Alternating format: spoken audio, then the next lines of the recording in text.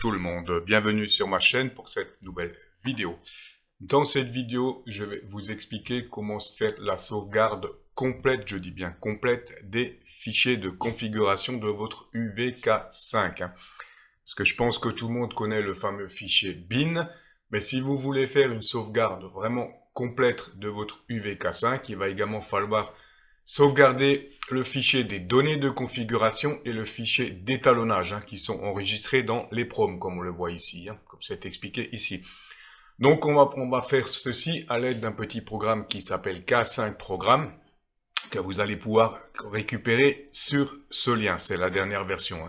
Donc, vous cliquez sur ce lien, je vais revenir en détail tout à l'heure sur l'ensemble de la procédure.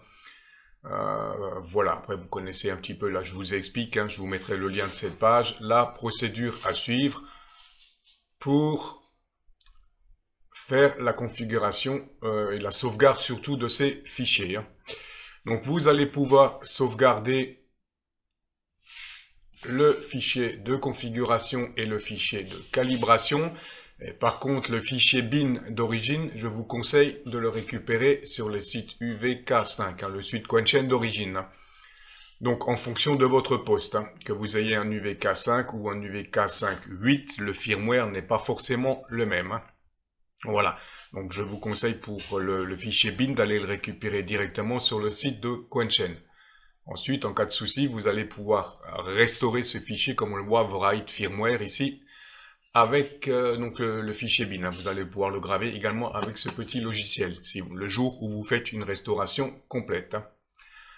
Voilà, on est tout de suite parti pour le téléchargement et la présentation étape par étape de l'utilisation de ce petit logiciel de sauvegarde. La première chose à faire, donc comme on l'a vu, ça va être de cliquer sur le lien, le site GitHub qui est là, donc voilà, et d'aller récupérer le petit programme Programme WinExe. Donc pour ce faire, on va tout simplement cliquer sur les trois petits points ici à droite, et on fait Download pour récupérer un petit fichier exécutable. Ce petit fichier, ça va être ça. Donc ce petit exécutable, vous allez pouvoir le mettre où vous voulez sur votre disque dur. Il ne s'installe pas, c'est juste un petit fichier exécutable. Donc moi, je l'ai mis sur mon disque C dans un répertoire. Ça, c'est la première chose. On récupère ce programme-là. Et ensuite, on va également récupérer et mettre ça dans le même répertoire, pourquoi pas, en fonction de votre modèle, que vous ayez l'UVK5 ou l'UVK5.8. On va récupérer le dernier fichier binaire pour être sûr, le jour où vous êtes obligé de faire une restauration, d'avoir tous les fichiers. Donc là, on va descendre là, l'UVK5, et on va donc récupérer l'UVK5 firmware, download, pour l'UVK5. La même chose pour l'UVK5.8, on descend là, en sachant que je n'ai pas fait l'essai, mais a priori, le firmware de l'UVK5.8 n'est pas compatible avec le firmware de l'UVK5, et inversement. Voilà, si quelqu'un a fait l'essai, je veux bien, ça m'intéresse, mais d'après ce que j'ai compris, les deux firmwares ne sont pas compatibles. Donc, et là, vous allez récupérer le firmware pour l'UVK8. Voilà. On a donc récupéré nos deux firmwares et notre petit exécutable qui est là. Et à partir de maintenant, on va pouvoir sauvegarder toutes les données de notre poste radio. Je vais donc vous montrer étape par étape comment tout simplement sauvegarder vos fichiers de calibration et vos fichiers de configuration de l'UVK5.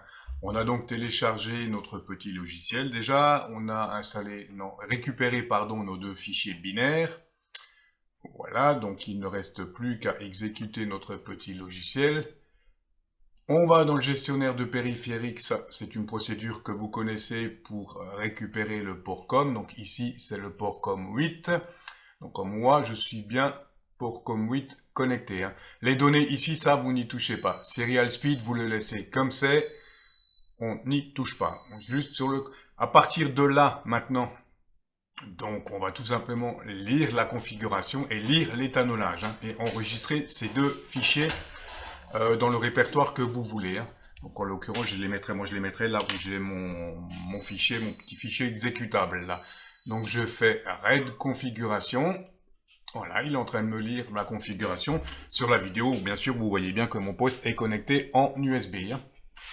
Voilà, donc là on a ce petit fichier là, donc je le mets bien sur K5 dans le répertoire C, sur K, sur mon disque C, dans K5 enregistré. Et je récupère également mon fichier de calibration. Donc je fais RAID calibration. Voilà, et pareil, je l'enregistre. Bon là, vous pouvez l'enregistrer dans n'importe quel répertoire. Donc moi je l'enregistre toujours dans le même répertoire. Voilà, et là vous venez donc de faire tout simplement la sauvegarde des deux principaux fichiers de votre UVK5. Ensuite, si vous avez une restauration à faire, vous allez commencer par le write firmware, récupérer le firmware, et vous faites write calibration et write configuration, et vous récupérez les fichiers que vous venez de sauvegarder. Et là, vous aurez de nouveau un UVK5 comme sortie d'usine. Voilà un petit peu. Donc comme vous voyez, c'est extrêmement simple de sauvegarder l'ensemble des données de l'UVK5. Et pourquoi ces deux fichiers de configuration et de calibrage sont importants? C'est ici. Parce que ces deux fichiers comprennent une centaine de paramètres. Donc vous avez les puissances, vous avez tout ce qui concerne le squelch, le RFGAN, les messages de démarrage, les 200 canaux, le VFO, les paramètres du VFO, tous ces paramètres-là sont enregistrés dans l'EEPROM externe. Et c'est tous ces paramètres-là qu'on vient de récupérer en fait. C'est pour ça que ces deux fichiers sont vraiment très très importants à sauvegarder, à télécharger et à sauvegarder. Si une fois il vous arrive de faire une fausse manipulation avec votre UVK5, vous avez toujours les deux fichiers, les deux principaux fichiers, le fichier de configuration et le fichier d'étalonnage sous la main, ainsi que le fichier binaire que vous pouvez toujours télécharger pour faire une restauration complète de votre UVK5. Voilà pour ce qui concerne cette vidéo de sauvegarde complète des fichiers de l'UVK5. J'espère que cette vidéo vous aura intéressé. N'hésitez pas bien sûr à me laisser vos commentaires.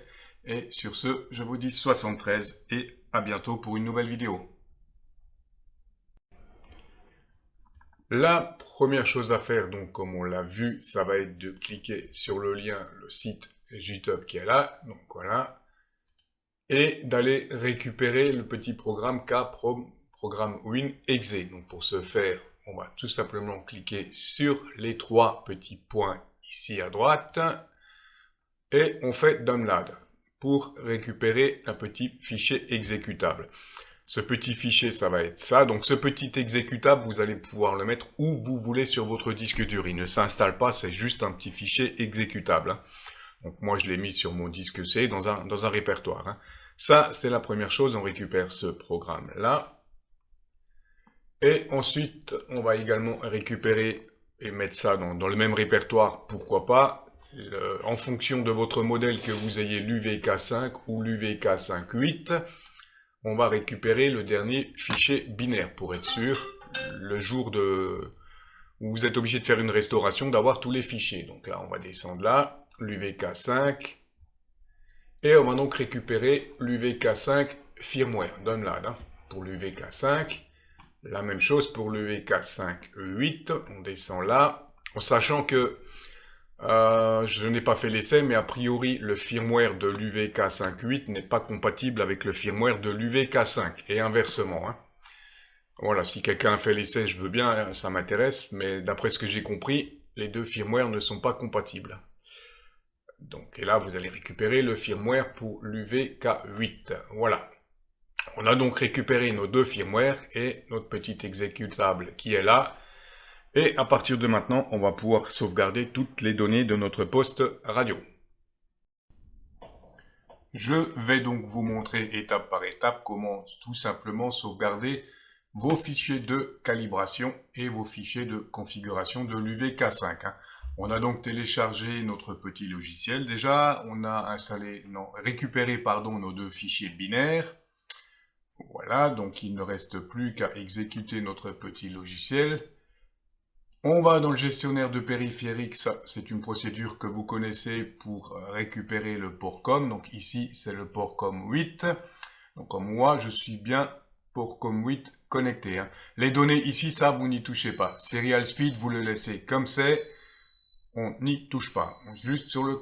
À partir de là maintenant, donc on va tout simplement lire la configuration et lire l'étalonnage. Hein, et enregistrer ces deux fichiers dans le répertoire que vous voulez. Hein. Donc en l'occurrence, je les mettrai là où j'ai mon fichier, mon petit fichier exécutable là. Donc je fais read configuration.